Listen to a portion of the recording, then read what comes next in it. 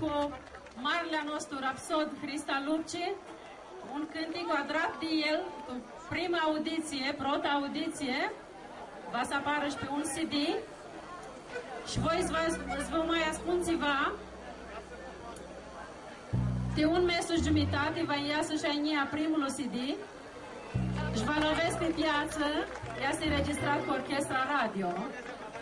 Posimate sunt înregistrările și am Mirachea Zimsul la Ses Șaua, la voi București. Ne cheamă oară autobuzul 12 care face Constanța, peste 10 minute fugi, îți ducă care sunt după el autobuz.